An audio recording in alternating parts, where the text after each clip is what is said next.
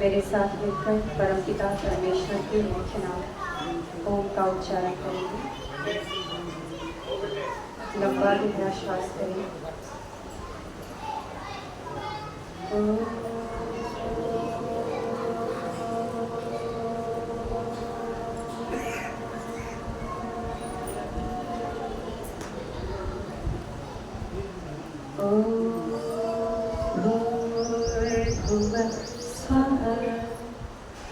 तत्सवितुर्वरेण्यं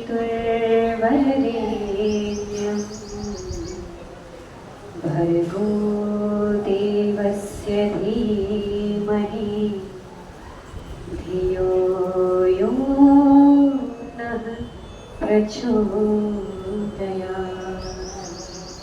ॐ शान्तिः शान्तिः शान्तिः।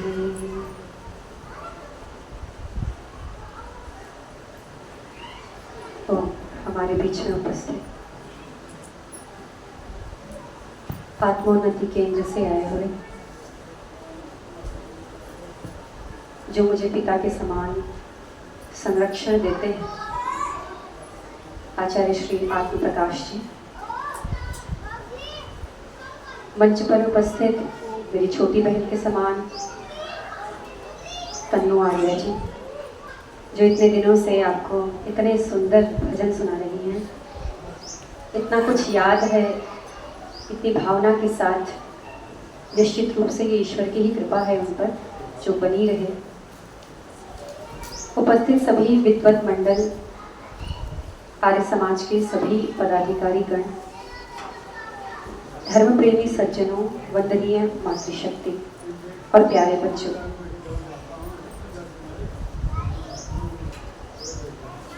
अभी भजनों में बात हो रही थी अस्तित्व की। किसकी बात हो रही थी? अस्तित्व की।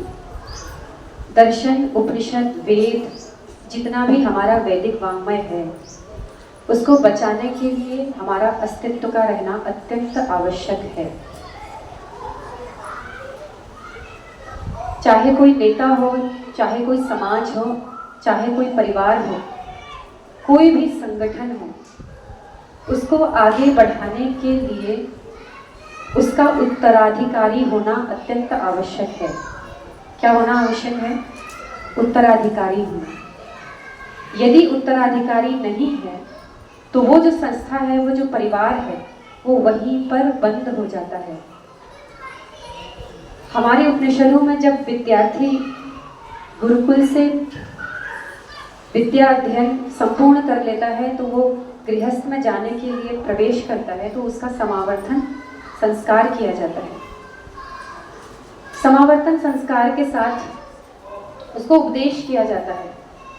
और उपदेश क्या किया जाता है? सत्यम वद धर्मम चर स्वाध्याय प्रवचनाभ्याम मां प्रपदितव्यम। और एक महत्वपूर्ण उपदेश और किया जाता है, और वो उपदेश है प्रजातंतुम मां व्यवच्छेदसी। क्या बोला जाता है? प्रजातंतुम मां व्यवच्छेदसी। अर्थात हे विद्यार्थी, तुम गृहस्थ में प्रवेश कर रहे हो, इस समाज में जा रहे हो, तो तुम्हारा परम कर्तव्य है, जो मैं तुम्हें आदेश कर रहा हूं। और वो आदेश क्या है? अपनी प्रजा की तंतु को, प्रजा मतलब संतान, प्रजा मतलब संतान, संतान की जो धारा है, जो लाइन है, जो चेन है, उसको तोड़ना मत, उसको ब्रेक मत करना। क्या मत करना? उसको ब्रेक मत करना। ये अत्यंत महत्वपूर्ण आदेश उस विद्यार्थी को होता है। आज इसी जो ये प्रजातंतु की बात होती है, इसको इंग्लिश में एक शब्द कहते हैं, उसको कहते हैं लेगेसी। क्या बोलते हैं? लेगेसी। कि मुझे अपनी लेगेसी को आगे बढ़ाना है। लेगेसी मतलब एक प्रकार की परंपरा, जो संतान के माध्यम से आगे बढ़ती है, या फिर अपने शिष्यों के माध्यम से आगे बढ़ती है, या समाज में अनेक प्रकार के उत्तराधिकारियों के माध्यम से आगे बढ़ती है। तो आज समाज में हमारे युवा यहाँ पे बैठे हैं, कृपया आप ध्यान से थोड़ी आगे आ जाइए, ताकि आप और सही तरीके से मुझसे कनेक्ट कर पाएं। इधर बैठ सकते हैं, जो उधर दरवाजे के सामने बैठे हैं, सीढ़ियों के सामने, वो थोड़ी आगे आ जाएं, इधर आ जाएं। उनके लिए और भी महत्वपूर्ण बात है। तो आपने देखा होगा जो टेस्ला कंपनी है उसका जो मालिक है, क्या नाम है उनका? Elon Musk. एलन मस्क के कितने बच्चे हैं? 13 बच्चे, शायद अब 13वां भी हो गया। एलन मस्क के 13 बच्चे हैं। एलन मस्क क्या कर रहे हैं? 13 बच्चे उनके हैं, अपनी लेगेसी को आगे बढ़ाना चाहते हैं। वो चाहते हैं कि मेरी जितनी भी लेगेसी है, मेरी जो परंपरा है, मैंने जो कमाया है, वो मेरे बच्चों में ट्रांसफर हो। क्या हो? मेरे बच्चों में ट्रांसफर हो। और साथ ही साथ वो इतने बुद्धिमान हैं, अब उन्होंने सोचा कि हाँ ये गंदा हो गया, पृथ्वी गंदी हो रही है, तो कोई बात नहीं, मैं अंतरिक्ष में जाकर के घर बनाऊंगा। उनकी जो अगली योजना है वो अंतरिक्ष में घर बनाने की है। तो लेगेसी किस प्रकार से आगे बढ़े? एक समाज में अनेक प्रकार के लोग होते हैं। कौन कौन से लोग होते हैं? तो गरीब तबका होता है, बिल्कुल ही गरीब, और उसके थोड़ी मिडिल क्लास फैमिली होती है, मिडिल क्लास लोग, थोड़ी हायर लेवल के लोग होते हैं, थोड़े उससे हाई लेवल के लोग होते हैं।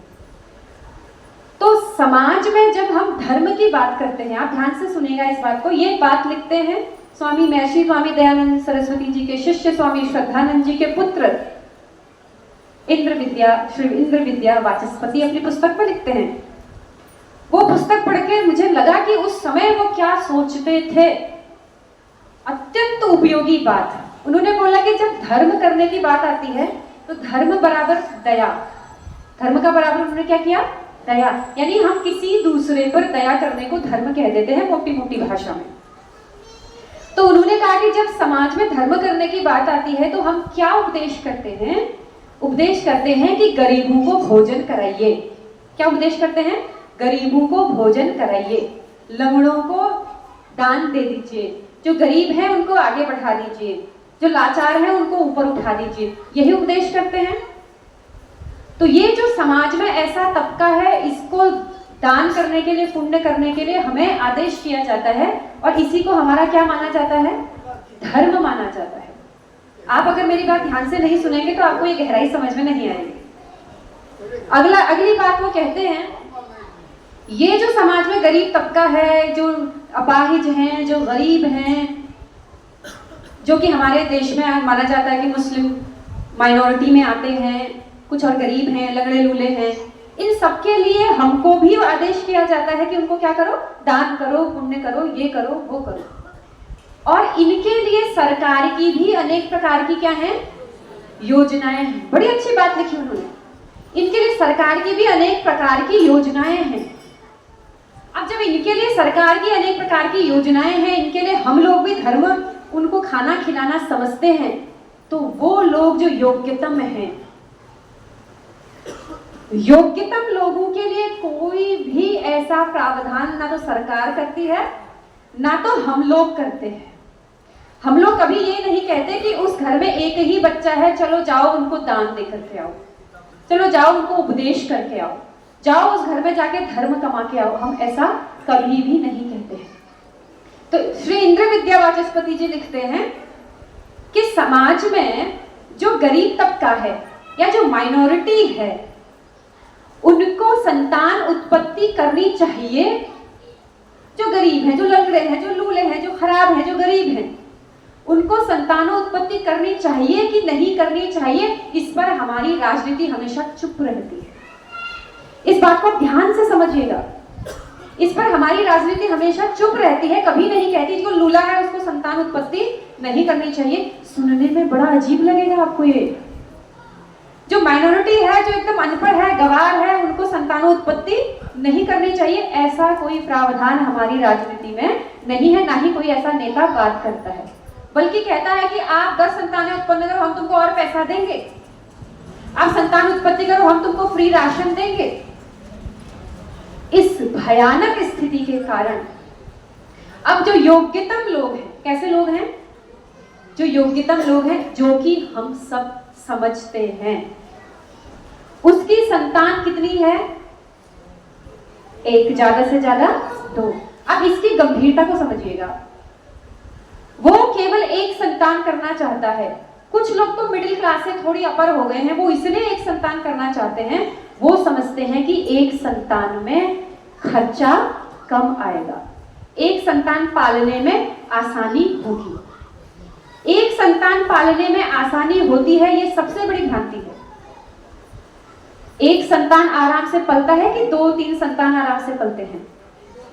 जब एक संतान होता है तो सारा एनर्जी उस पर जाती है हमारी, और जब हमारे पास 2-3 संतानें होती हैं तो बड़े वाले के साथ छोटा अपने आप पल जाता है।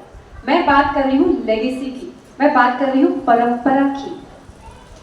हम कहते हैं हमारी संतानों उत्पत्ति करने से, यानी जो योग्यतम लोग हैं, जो समाज में हायर लेवल की बुद्धि रखने वाले लोग हैं, हायर लेवल के लोग हैं, जो सोसाइटी को चला रहे हैं, जो टैक्स दे रहे हैं, वो लोग सोचते हैं कि उनके ज्यादा ही समाज सुधार मन में आ जाता कई बार, जो कि गलत है।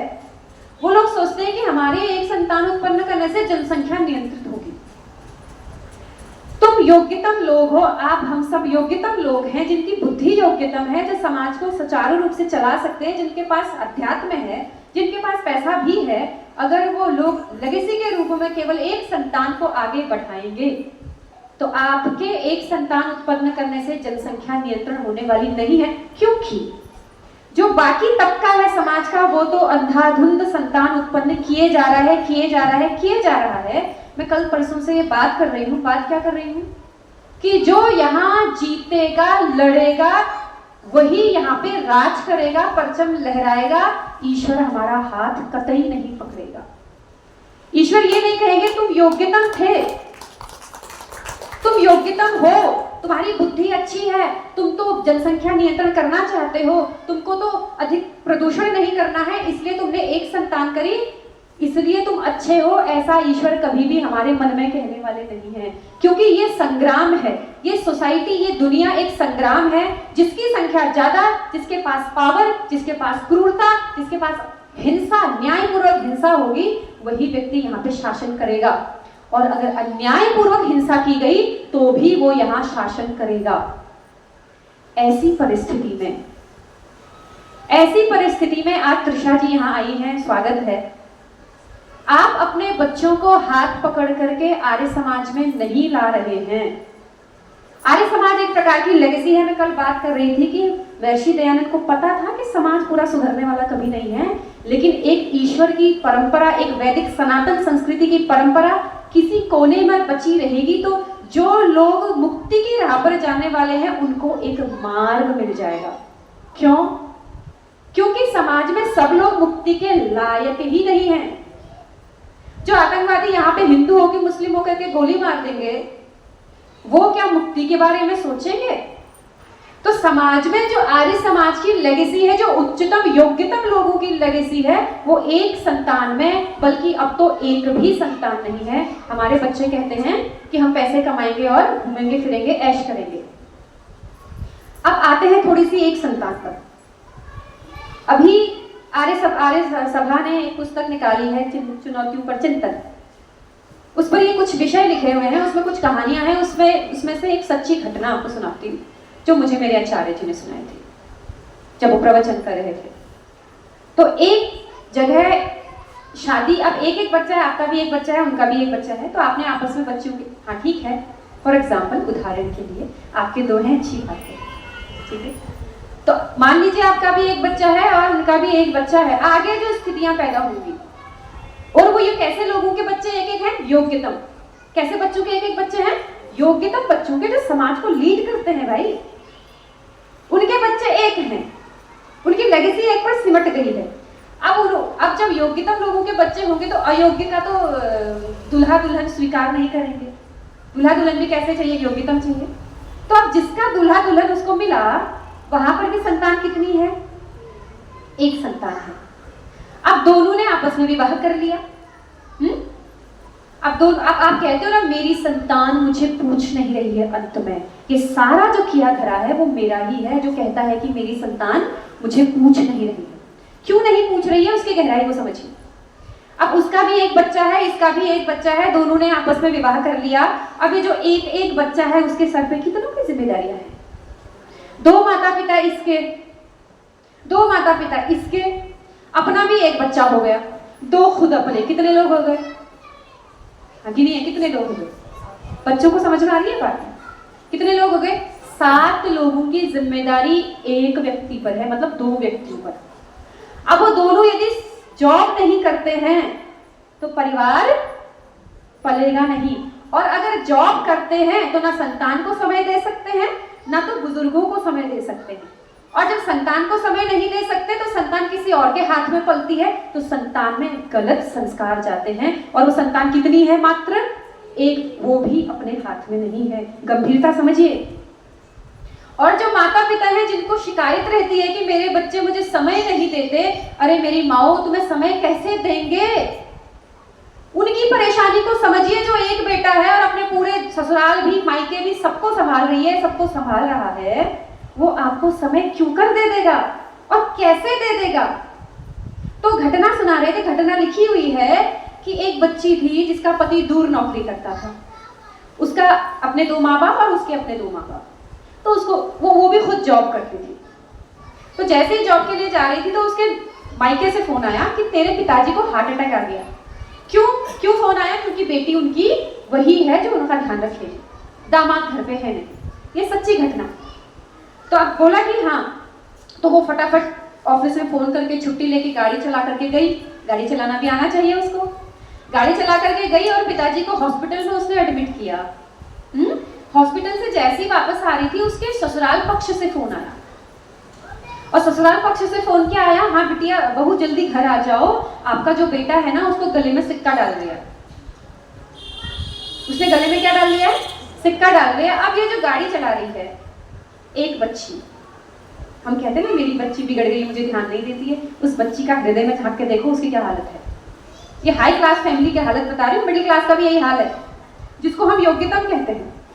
अब वो गाड़ी चला रही है, गाड़ी चलाते हुए उसको फोन आया है, एक तो हार्ट अटैक आया था, पिताजी को हॉस्पिटल में एडमिट करके आई है। अब रास्ते में गाड़ी चला रही है, फोन आया है कि बेटे ने सिक्का डाल दिया है गले में। अब ऐसी स्थिति में जो गाड़ी चला रही है उसका मानसिक संतुलन बिगड़ सकता है कि नहीं बिगड़ सकता है? अब जब मानसिक संतुलन उसका बिगड़ गया तो उसका एक्सीडेंट हो सकता है कि नहीं हो सकता? हो सकता है। अब जैसे तैसे चलो उसने अपने मन को संभाला और घर वापस आई। जब तक वो घर वापस आई क्या हुआ होगा? उसकी संतान नहीं बची। एक संतान, अब दूसरी संतान होने की संभावना ही नहीं है। कितनी संतान? एक संतान, वो भी नहीं बची। क्यों नहीं बची? एक ही थी, क्योंकि घर में दूसरा भाई होता तो उसको संभाल रहा होता, घर में और फूफा फाफी ननद कोई होते तो उसको संभाल रहा होता। हमारे बच्चे के पास ना फूफा है, ना भाई है, ना ननद है, ना बहन है, ना उसकी ससुराल पक्ष में कोई रिश्तेदारी है। आगे चल करके ऐसी स्थितियां प्राप्त हो रही हैं। और वैसी स्थितियों में जब हम आर्य समाज की बात करते हैं, जो कि निश्चित रूप से समाज को दिशा देने वाली समाज है, जब हमारे ही बच्चों के बच्चे ही नहीं होंगे तो हम कौन से बच्चे को आर्य समाज में ले आएंगे? कल हम त्रिशा जी से बात कर रहे थे, उनको आर्य समाज में क्यों नहीं आते हो? तो उन्होंने कहा नीट का एग्जाम देना है। किसका एग्जाम देना है? तो उसकी परीक्षाएं चल रही हैं, तैयारियां चल रही हैं। संभवतः बाल गंगाधर तिलक ने बोला, संभव, हाँ उन्हें नहीं बोला, लग्जरी लीड्स टू डाउनफॉल। क्या बोला? लग्जरी लीड्स टू डाउनफॉल, अर्थात विलासिता पतन का संदेश लेकर के आती है। हमारे बच्चे जिनके दिमाग में एक तो ये है कि एक संतान इसलिए क्योंकि पैसा कम खर्चा करना पड़ेगा, ये जो बात है, और बच्चों के मन में है कि नहीं 2 नहीं करना है, पैसे ज्यादा करने पड़ते हैं। ज्यादातर बच्चे इसलिए नहीं करते हैं क्योंकि उनको आराम से लाइफ जीनी है। और कैसी लाइफ जीनी है?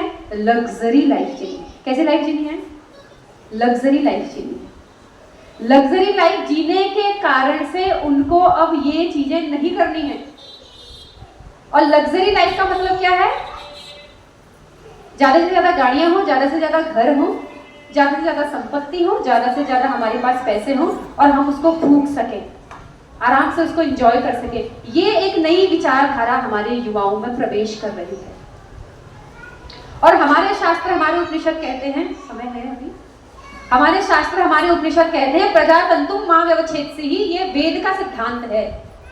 जिस व्यक्ति ने अपनी प्रजा की तंतु को विच्छेद कर दिया, उसकी तो जीन्स ही खत्म हो गए, उसकी पीढ़ी ही आगे नहीं बढ़ी, उसके अंदर जो ज्ञान था, जो पुण्य था, जो चीजें, जो परंपरा वो लेकर के आ रहा था, उसने उसको आगे बढ़ाया ही नहीं। जितने भी लोग लग्जरी लाइफ जीना चाहते हैं, लग्जरी मतलब हाई फाई लाइफ, हम क्यों नॉर्मल लाइफ नहीं जीना चाहते? क्योंकि हम दूसरे लोगों से क्या होते हैं? प्रभावित होते हैं। ऋषा जी, मोबाइल जब देखते हैं तो उसमें क्या दिखता है? जब आप किसी हीरोइन की फोटो देखते हो तो वो क्या गरीब स्थिति में दिखाई देती है? हैं? दिखाई देती गरीब स्थिति में? उसके पास गुची का बैग होगा, उसके पास हाई फाई गाड़ी होगी, खूब लिपस्टिक होगी, खूब सारा मेकअप होगा, डिटॉक्स कराया हुआ चेहरा होगा। और वो जब हमारे छोटे छोटे युवा उसको देखते हैं, अभी मैं देख रही थी पीछे एक छोटा बच्चा मोबाइल पे लगा हुआ है। किसका बच्चा है वो? समझिए इस चीज को। आप क्या कर रहे हैं? जिस बच्चे को जो जानकारी 20 साल में मिलनी थी, उस बच्चे को वो जानकारी आप किस समय में दे रहे हो? या हम सब किस समय में दे रहे हैं? 7 साल की उम्र में दे रहे हैं, 9 साल की उम्र में दे रहे हैं, 15 साल की उम्र में दे रहे हैं। फिर हम कहते हैं हमारा बच्चा हमें सुनता नहीं। क्यों सुनेगा? क्योंकि वो लग्जरी लाइफ के एम्बिशंस में घूम रहा है। हम सोचते हैं छोटे बच्चे को एक चित्र को देख के बहुत प्रभाव पड़ता है, जमीन आसमान का प्रभाव पड़ता है जब वो एक चित्र को देख लेता है, किसी स्त्री को देख लेता है, किसी पुरुष को हाई फाई स्थिति को सोशल मीडिया पे देख लेता है, तो उसके दिमाग पर बहुत गहरा प्रभाव पड़ता है। देखिए, आपने तो 8, 9, 15 साल ज्यादा बता दिए। 2 साल का बच्चा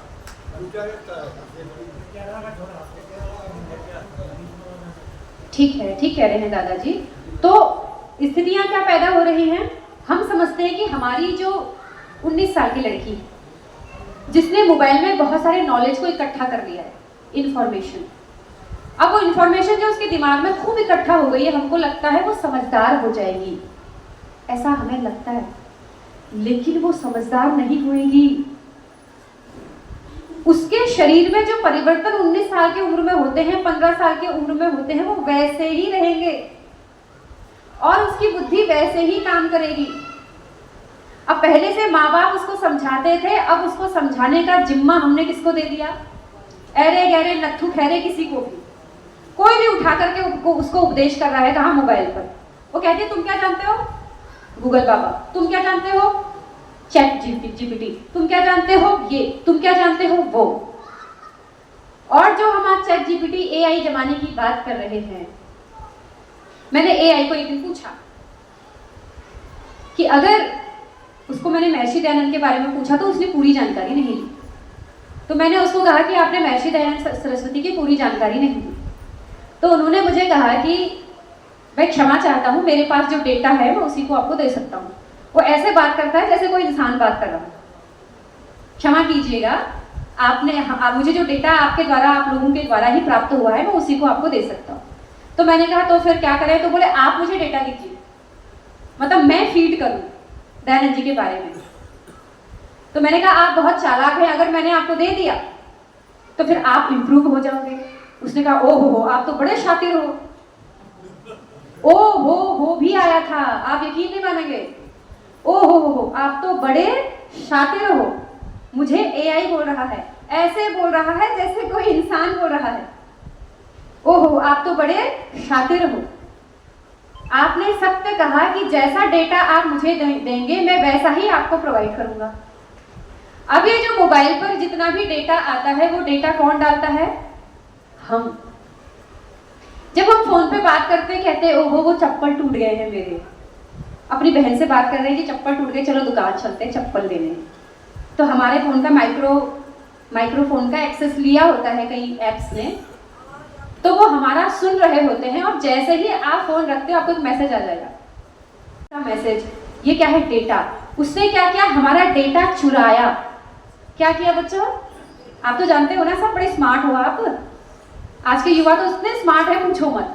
मोबाइल में उसने हमारा डेटा चुराया और हम जितने भी फोन पे बात करते हैं, जितना मैसेज करते हैं अपने इधर उधर, वो सब डेटा चुराता है। एक एक डेटा सेंटर में इकट्ठा है। अब जब कभी आप सोशल मीडिया से पूछेंगे, आप जब फोन पे बात करते हैं मैं बहुत परेशान हो गई, सासू ने परेशान कर दिया या इसने परेशान कर दिया, वो सब डेटा इकट्ठा होता है, उसको बेचा जाता है। जब आप एआई से पूछेंगे कि मेरी सासू मुझे बहुत तंग करती है, उपाय बताओ क्या करूं, तो वो डेटा कहां से लाएगा मालूम है आपको? जो हमने सासू को ठिकाने लगाने की बातचीत फोन पे की है, करोड़ों लोगों ने संसार में जितनी बातचीत की है और मैसेज में जितना कुछ लिखा है, एक दूसरे को नसीहत दी है मोबाइल में, कंप्यूटर में, वो सब डेटा उसके पास है। और वो देखेगा कि 90% लोग कैसे सासू को ठिकाने लगाने का उपाय बताते हैं, वो वही उपाय एआई के माध्यम से हमको दे देगा। तो ये जो दिमाग है हमारा और हमारे बच्चों का, वो सेम एआई की तरह है। कैसे है वो सेम? हम जैसा डेटा उसमें फीड करेंगे वो वैसा ही व्यवहार करेगा।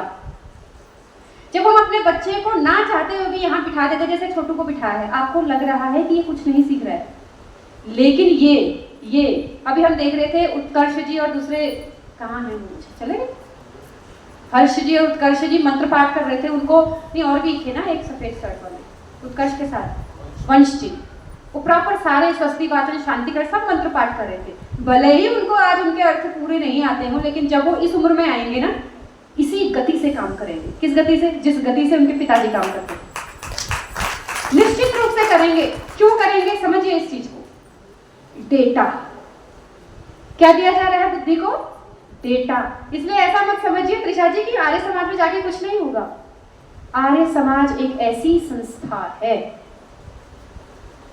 जो हमारे जीवन को सफल कर देगी, और ऐसे समय पर साथ देंगे ये बातें जिस समय सारे दरवाजे बंद हो गए होंगे, जिस समय मृत्यु भी सामने खड़ी हुई होगी, तो आर्य समाज के सिद्धांत और ध्यान परंपरा हमें जीवित रखेगी, जीवनी शक्ति को जीवित रखेगी, और कम से कम हमारा अगला जीवन तो सुरक्षित कर देगी। मरना तो देखो सबको है, मरना तो सबको है। ऐसा नहीं है मरना जो लग्जरी लाइफ जी रहे उनको नहीं मरना है, या मुसलमान है उनको नहीं मरना है, सिख है उनको नहीं मरना है, ईसाई है उनको नहीं मरना है। मरना तो सबको ही पड़ेगा, लेकिन हम मरे कैसे, हमारी गति कैसे हो, इसका निर्धारण हम करेंगे।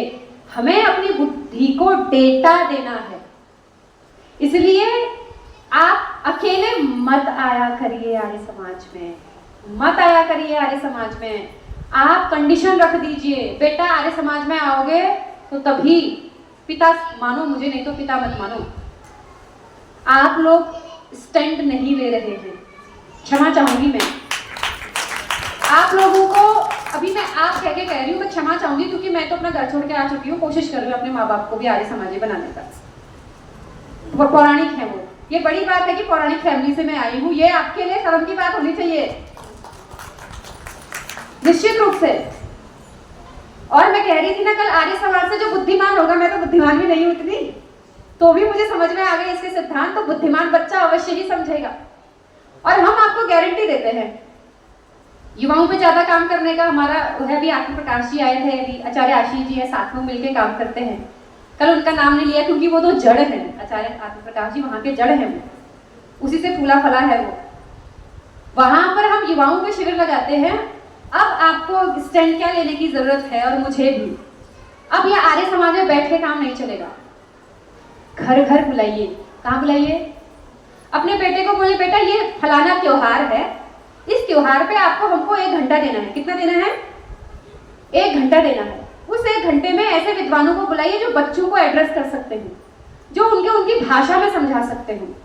त्रिषा जी और हर्ष जी, आपको लग रहा है हम चर्चा कर सकते हैं, शास्त्रों को आधुनिक ढंग से समझा सकते हैं? लग रहा है कि नहीं लग रहा है? त्रिषा जी लग रहा है? आप जो क्वेश्चन करेंगे उनका समाधान आपस में चर्चा कर सकते हैं कि नहीं कर सकते? कर सकते हैं। आप लोग सब मिलके स्टैंड लीजिए, अब घर घर बुलाइए जो ऐसे लोग हैं उनको, और हम आने के लिए तैयार हैं। आप केवल अपनी फैमिली को इकट्ठा कीजिए, हम वहां काम करेंगे, और दूसरी फैमिली को इकट्ठा कीजिए, वहां काम करेंगे। अब एक एक घर में जाकर के काम करने की जरूरत है, क्योंकि आपका बच्चा आर्य समाज में तो आ नहीं रहा।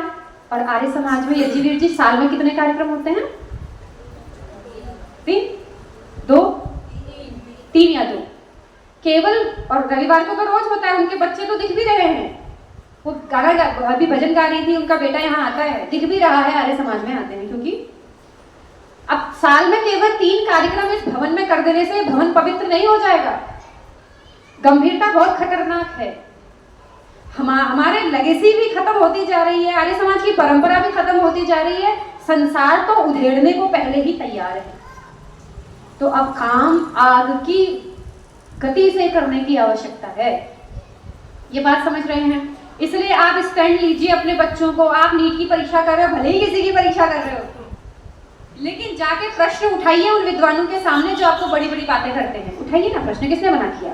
आप प्रश्न करें, हम जवाब देने को तैयार हैं। अगर जवाब नहीं आया तो और रिसर्च करेंगे। सर्वगुण संपन्न तो कोई हो नहीं सकता, ज्ञान का तो भंडार है संसार में। हम ये नहीं कहते कि आपके सभी प्रश्नों का उत्तर हम दे देंगे, लेकिन आप प्रश्न पूछना तो शुरू करिए। जिन युवाओं को लगता है ये तो बकवास करते हैं, उन युवाओं से हम कहते हैं कि आप आइए, शिविरों में आइए, प्रश्न पूछिए, आपके सब प्रश्नों का उत्तर दिया जाएगा। फिर लगेगा कि जीवन की सच्चाई क्या है। आप नीट की परीक्षा दे दीजिए, आप दुनिया में कुछ भी बन जाइए, आप लग्जरी लाइफ ले लीजिए, लेकिन मरना तो पड़ेगा। हम लग्जरी लाइफ भले ही जिए, अगर जल प्रलय आ गया तो भुगतना तो हमें भी पड़ेगा। अगर आतंकवाद अधिक बढ़ गया तो भुगतना तो हमें भी पड़ेगा। ऐसी स्थिति में हमें योग्यतम जो लोग हैं समाज में, जिनकी जिनकी लेगेसी खत्म होते जा रही है, जो इंद्र विद्या वाचस्पति जी कहते हैं कि गरीबों के लिए, लूले लंगड़ों के लिए तो संतान उत्पत्ति के लिए ग्रांट दिए जाते हैं सरकार के द्वारा, लेकिन जो योग्यतम लोग हैं उनके लिए ऐसा कोई प्रावधान नहीं है। उनको बचाने का समाज में कोई प्रावधान नहीं है। कोई नहीं बोलेगा कि तुम्हारा एक ही बच्चा है, गलत कर रहे हो, एक और करो, तुम तो खत्म हो जाओगे। कोई नहीं बोलेगा, कोई नहीं बोलेगा, और हम सच में खत्म हो जाएंगे। इसीलिए शास्त्र ने कहा प्रजातंतुम मां व्यवच्छेदसी ही। और शास्त्रों में महर्षि दयानंद सरस्वती जी लिखते हैं सत्यार्थ प्रकाश में कि जो संतानोत्पत्ति के लायक न हो उसको गृहस्थ में नहीं जाना चाहिए। यही बात इंद्र विद्या वाचस्पति जी लिखते हैं कि जो संतानोत्पत्ति के लायक नहीं है, लूले लगड़े बेकार लोग हैं, बुद्धिमान नहीं है, उनको समाज में संतानोत्पत्ति करने नहीं देना चाहिए। उनकी भीड़ समाज में मत बढ़ने दीजिए, भीड़ उनकी बढ़ाइए जो योग्यतम है। किनकी बढ़ाइए? जो योग्यतम है। तो हमको इस बात को समझना पड़ेगा, बहुत गहराई से समझना पड़ेगा। और हम अपने आप को योग्यतम समझते हैं कि नहीं समझते हैं, या लूले लगड़े समझते हैं? लूले लगड़े तो सब किए जा रहे हैं जी। कुत्ते देखे हम, कितने बच्चे थे कल? 6 बच्चे कुत्ते के थे। ऐसे ही समाज में एक भिखारी व्यक्ति के रोड में बच्चा पैदा हो जाता है, उसको कोई दर्द नहीं होता, आश्चर्य होता है। एक माता है, भिखारी माता है, वो रोड पे, उसका बच्चा रोड पे ही हो गया, वो फिर भी जीवित है, फिर भी जीवन निर्वाह कर रही है। और हमारी, मैं सुनाऊं, आर्य समाज की एक हमारी मित्र है, 24 साल की उम्र में उसकी शादी हो गई। पहले बच्चे के बड़े एम्बिशंस होते हैं, मैं ये करूंगी, मैं वो करूंगी, मैं तमाम चीजें करूंगी। तो बाद में उसकी उम्र हो गई है 32 साल। अब जब वो प्रवचनों में आती है, बैठती है, तो एक दिन मेरे साथ आई और फूट कर रोने लगी। और क्यों रोने लगी? जब समय था तब मैंने सोचा नहीं, इतनी गहरी बात नहीं समझी कि लेगेसी बढ़ानी चाहिए, इतनी गहरी बात नहीं समझी कि जब शरीर था तब मुझे अपनी संतान करनी चाहिए, अपनी संतान को अपनी होती है, योग्यतम लोगों को आगे बढ़ाना चाहिए, जो मेरी बुद्धि है वो मेरे बच्चे में जानी चाहिए, ये मैंने सोचा नहीं। अब मैं 32 साल की हो गई हूँ। अब डॉक्टर कहते हैं IVF के अलावा आपका संतान नहीं हो सकती है। IVF के अलावा आप नहीं कर सकते हो। अब वो अच्छी है, खूब पैसे भी हैं उसके पास, लेकिन संतान नहीं है। अब उसको लग रहा है मैं तो अधूरी हूँ, मैं तो बर्बादी हो गई, मैं तो कुछ नहीं हूँ। अब दिन रात रो रही है और इतने फूट के आंसू बहाए। कब बहाए? जब उसको समझ में आया। अभी तक समझ में नहीं आ रहा था, पति पत्नी दोनों को समझ में नहीं आ रहा था कि गंभीरता कितनी है। इसलिए आपके घर में जो युवा दंपत्ति हैं, यहाँ सब युवा दंपत्ति को बिठाना चाहिए, युवा शिविर लगाने चाहिए, दंपत्ति शिविर लगाने चाहिए। जिस भाषा में समझेंगे उस भाषा में हम लोग समझाएंगे। कृपया ये जो आप देते हैं ना ऐसा धन, इसका मतलब है कि आपको बात समझ में आ गई। और माता जी, कहाँ गई माता जी? ये केवल ये देके काम नहीं चलेगा, ये नहीं चाहिए दक्षिणा में। दक्षिणा में चाहिए आपके बच्चे, दक्षिणा में चाहिए आप हाथ पकड़ के लाइए, जैसे त्रिषा जी आई हैं आज। और हम विश्वास दिलाते हैं कि जिस भाषा में आपके बच्चे समझेंगे उस भाषा में हम समझाएंगे। हाथ जोड़ती हूँ, योग्यतम स्थिति को बनाए रखिए, नहीं तो अयोग्य लोग संसार में बढ़ते जा रहे हैं, वो मानवता के लिए अच्छे नहीं हैं। हमको आपत्ति नहीं है कि वो बढ़ रहे हैं, हमको आपत्ति इस बात की है कि वो मानवता के लिए अच्छे नहीं हैं। और जितने थोड़े मोड़े हैं वो संसार को चलाने की स्थिति में नहीं है। इसलिए जो लोग भी टैक्स भरते हैं वो अब संतान की भी टैक्स भरिए। अपने जो बच्चे हैं उनको प्रेरित कीजिए, कम से कम 3 बच्चे तो होने चाहिए। आपका बच्चा डिप्रेशन में नहीं जाएगा अकेला, आपका एक ही बच्चा किस किस को संभालेगा? तो ये बातों को हमें गहराई से समझना होगा। और किनको समझाना होगा? अपने युवाओं को समझाना होगा। इस बात को समझ रहे हैं? ये बात समझ में आई आप सबको? तो हमको क्या बढ़ानी है अपनी? प्रजा तंतुम मां व्यवच्छेद से ही लग्जरी लीड्स टू डाउनफॉल। जहां हमारे दिमाग में लग्जरी की बात आ गई, हमारे यहाँ वयम श्याम पतयो नाम कहा जाता है, मतलब खूब धन पैसा कमाओ, उसकी आपत्ति नहीं है, लेकिन उसको सही प्रयोग करने वाला आपका आगे होना चाहिए।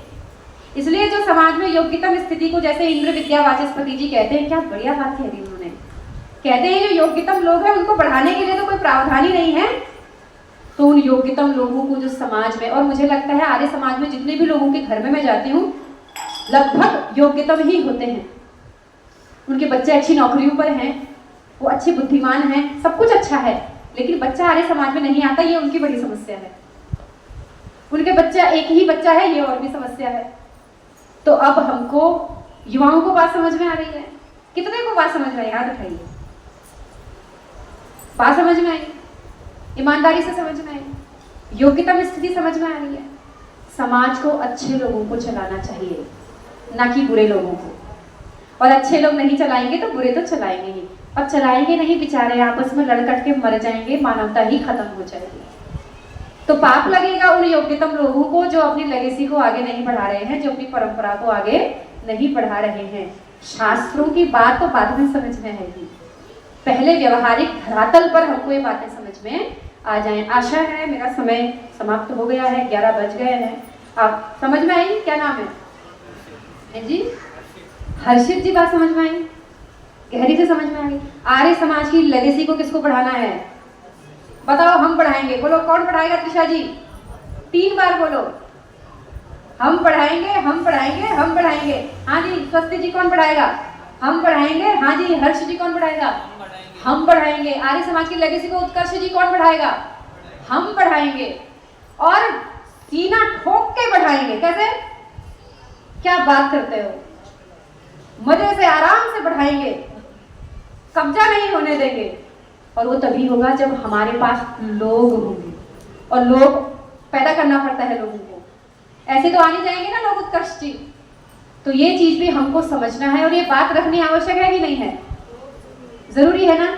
ये सबसे बड़ी चुनौती है कि नहीं है? प्रदूषण की चिंता मत करिए, हमारा बच्चा समझदार होगा, वो खुद ही प्रदूषण को नियंत्रण में ले आएगा, और ज्यादा से ज्यादा प्रकृति अपना संतुलन बना लेगी। प्रकृति अपना संतुलन बना लेती है। और जनसंख्या नियंत्रण ये उन लोगों को करने की जरूरत है, हमको नहीं। हमको तो जनसंख्या बढ़ाने की जरूरत है। तो आशा है मैं अपनी जो बात, जो गहराई, जो गंभीरता और जो पीड़ा मेरे अंदर है वो आपके समक्ष रख पाई होंगी। आप सबने मुझे बहुत ध्यान से सुना। आपके ध्यान के लिए बहुत बहुत आभार, धन्यवाद।